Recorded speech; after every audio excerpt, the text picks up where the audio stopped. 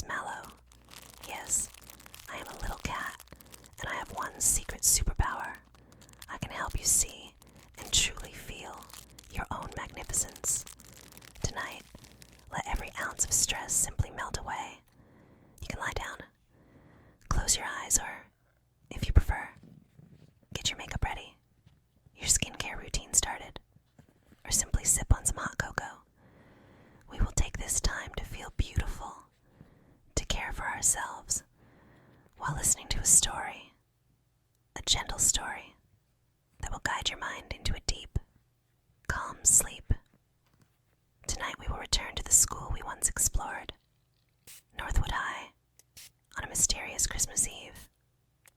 Tonight we are once again walking through the halls of Northwood High. Have you ever discovered a secret hiding in plain sight? I did at Northwood High, but this wasn't just any secret. It was a school within a school, a magical place that appears only on Christmas Eve. And it all began with a clock that ran 7 minutes fast every night. The library at Northwood High smelled of polished wood and ancient books. A faint layer of dust floated in the dim air. Outside, the wind whispered softly through the tall windows, rattling the panes just enough to make the old building feel alive. The clock tower loomed above, dark and silent, its four faces frozen for decades, or so everyone thought.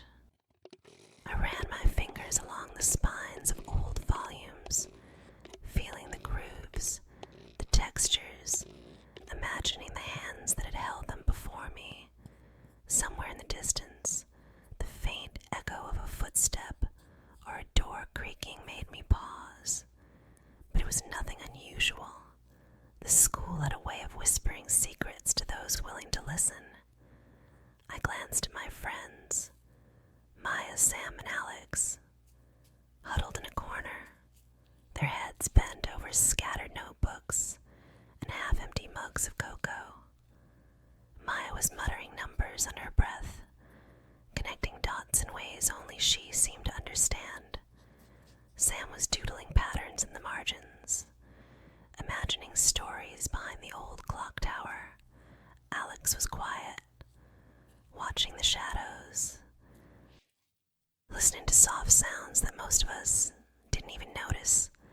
And then we heard it, a faint ticking, slow, deliberate, from somewhere high above, in a tower. It was brief, precise, entirely out of place. We froze, listening. It lasted only 7 minutes.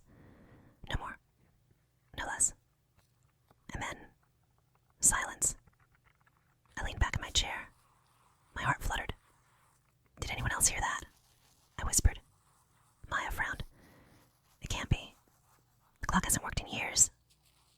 Sam tilted their head, eyes wide with curiosity. Maybe it's just a mechanical quirk. Or maybe something more. Alex, ever the observer, narrowed their eyes. No, it's not random. There's a pattern. A shiver ran through me. Somehow I knew the old clock tower held a secret. Something hidden. Something magical. And tonight it had begun to reveal itself. We weren't studying anymore.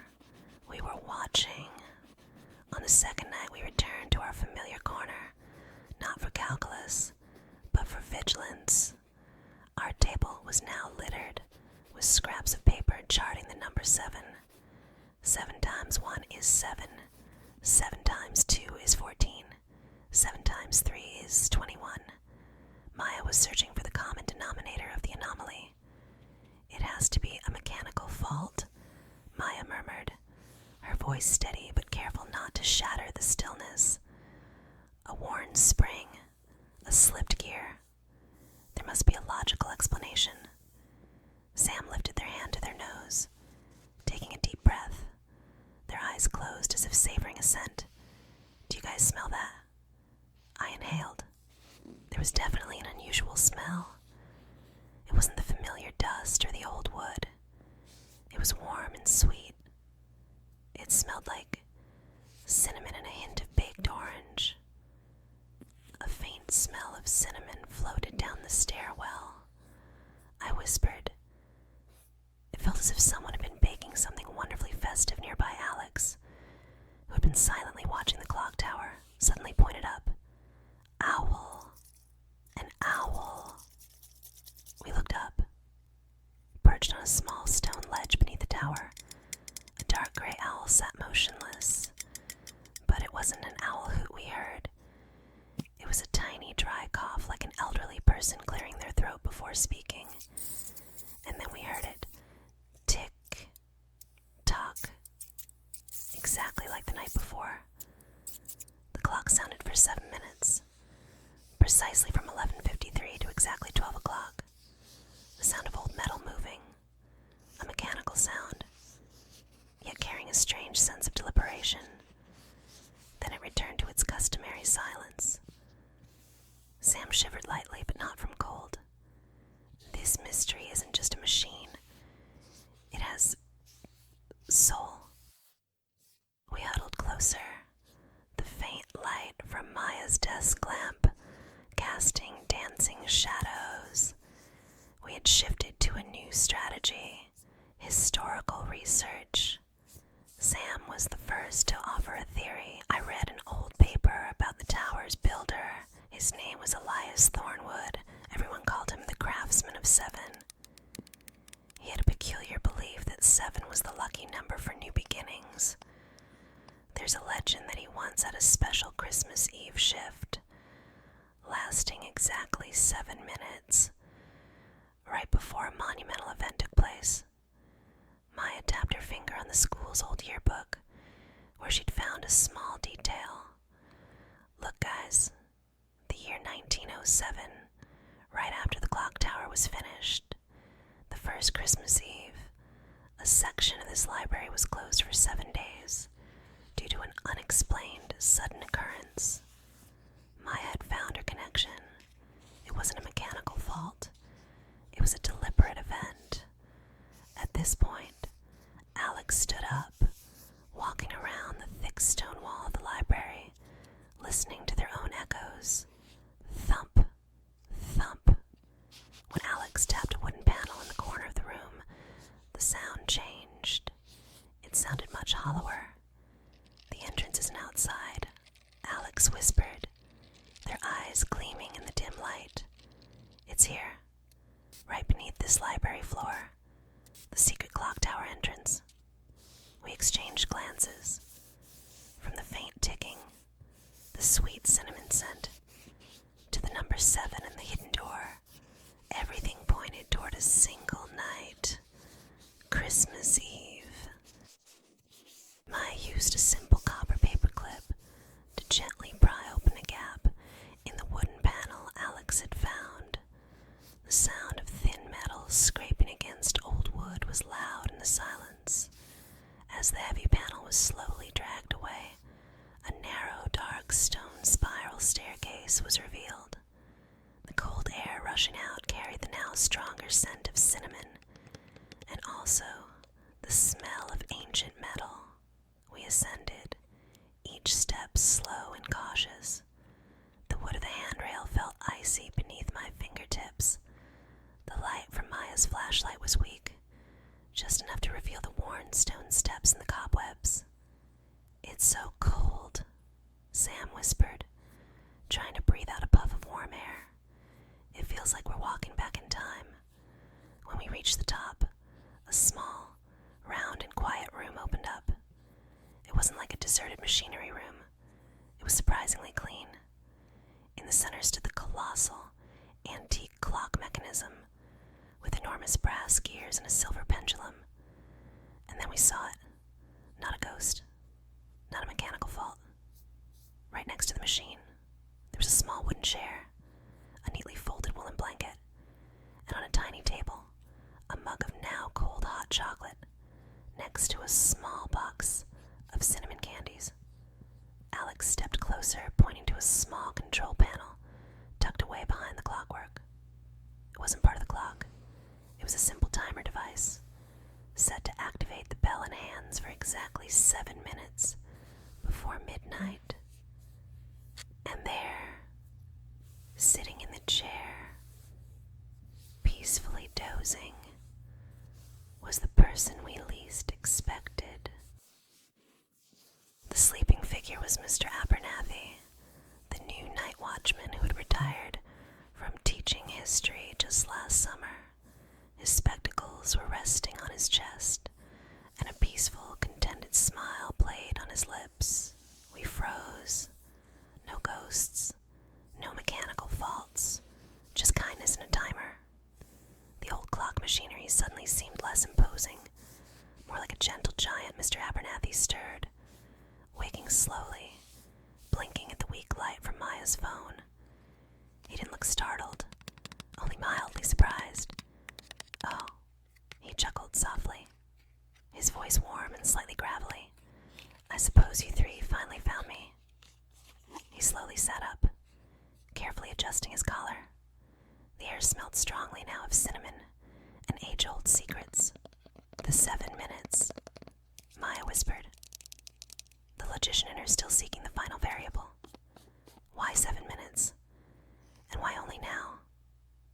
Mr. Abernathy's smile softened. He picked up the cold mug of hot chocolate. "This clock," he began, "was finished on Christmas Eve, nearly 100 years ago.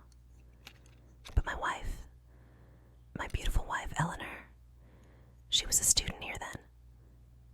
He paused, a flicker of memory in his eyes. "She always said she fell in love with me the moment she saw me for the first time, right here in this tower, 7 minutes before midnight. She was delivering a message for her father, who helped build the clock." He tapped the simple timer gently. "When she passed last month, I just wanted to keep that precious moment alive. 7 minutes of ticking, 7 minutes of our time, every Christmas Eve. It's the closest I can get to hearing the clock of our memory chime." The warmth in his eyes matched the cinnamon in the air. It was never about mischief, only about love, and keeping a promise to a magical memory. We didn't need to call the principal. We didn't need a better explanation. The truth was warmer than any theory. Mr. Abernathy heated the rest of his hot chocolate and found 3 more mugs and a forgotten kettle he poured for us, the gentle gurgling sound of the rich dark liquid filling the cozy little tower room. We sat quietly on the 3 small chairs he kept tucked away, sipping the sweet, spicy drink. The windows of the tower offered a perfect view. Outside, the snow began to fall softly, glistening under the school lights. The whole world seemed muted, peaceful, and entirely magical. Sam leaned back, content. "The secret school," they murmured. "It only opens when someone decides to remember love and a 7-minute miracle." Maya finally closed her notebook. "The final variable," she said, a rare soft smile on her face. "Sentiment." We sipped our chocolate, the snow outside glistening softly. The secret was safe with us. Sometimes, the most magical things aren't spells or potions. They're the little secrets tucked quietly beneath the routine of everyday life. We helped Mr. Abernathy tidy up the cinnamon wrappers. Then slowly and quietly, we descended the staircase, leaving the quiet tower to its memory. We left Northwood High that night, knowing something no one else did. And as I walked home, I smiled. Merry Christmas Eve. The secret is safe now, tucked away beneath the layers of time and polished wood. It's time for you, my friend, to put all those gentle mysteries aside Your task is done. Your mind can rest.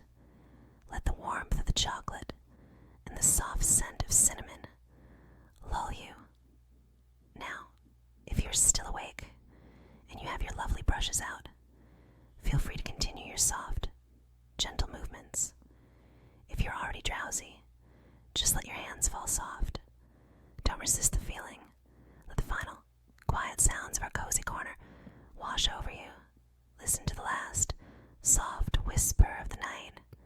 And when you are ready, just let yourself drift